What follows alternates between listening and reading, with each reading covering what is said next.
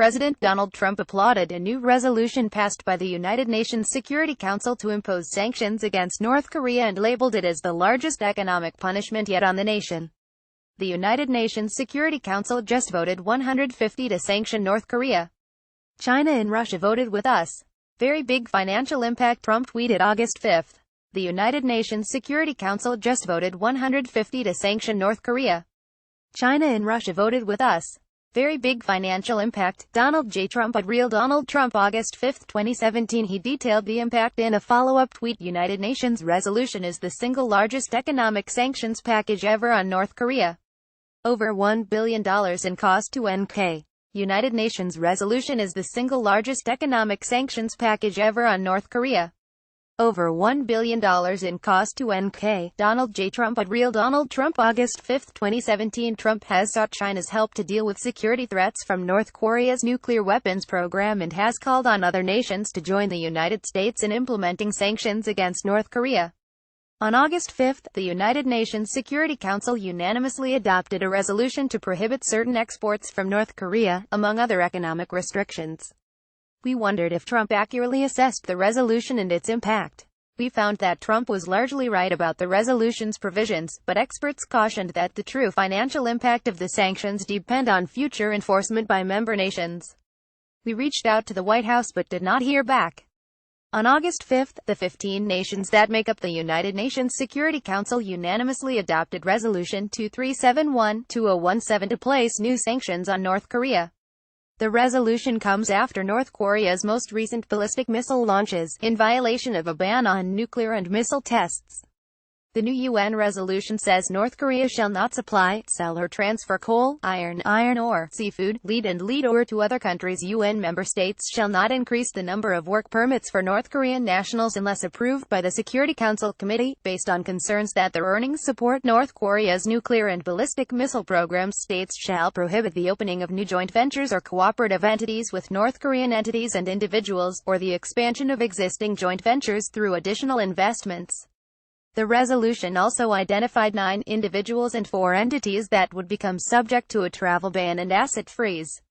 The asset freeze extends to the Foreign Trade Bank, a state-owned bank that serves as North Korea's primary foreign exchange bank. Provisions in the resolution could reduce North Korea's revenue by about $1 billion, according to statements from delegates in the Security Council.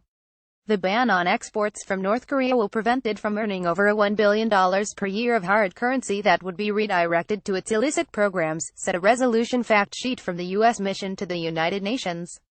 The East Asian nation earns about $3 billion per year from export revenues, the fact sheet said. Trump's tweet on the gravity of the sanctions echoes what Nikki Haley, the U.S. ambassador to the United Nations, said after the resolution passed. This resolution is the single largest economic sanctions package ever leveled against the North Korean regime, Haley said August 5.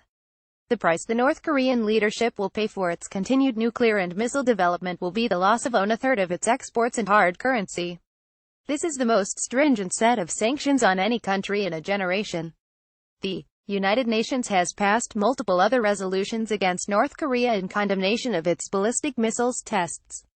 A November 2016 resolution restricted exports of coal from North Korea and banned copper, nickel, silver, and zinc exports.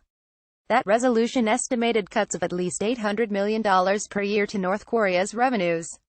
Whether the August 5 sanctions have the weight Trump and Haley profess depends on enforcement by other nations, experts told us.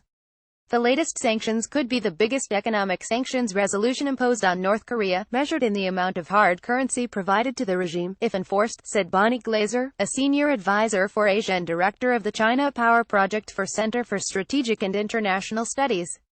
The claim that the United Nations sanctions would cost North Korea more than $1 billion is based on the assumption of full and perfect enforcement by all member states, said Benjamin Katz of Silberstein, associate scholar at Foreign Policy Research Institute and co-editor of North Korean Economy Watch.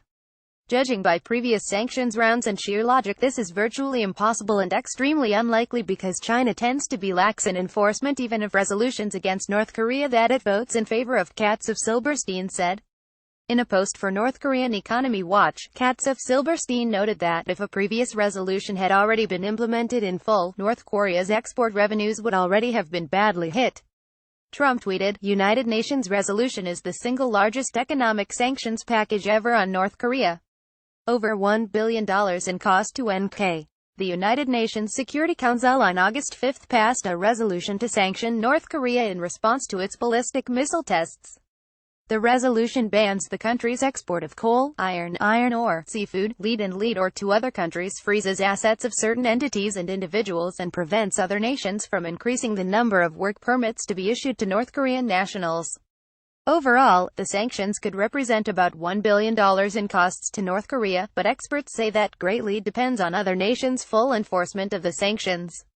Trump's statement is accurate but needs clarification or additional information. We rate it mostly true.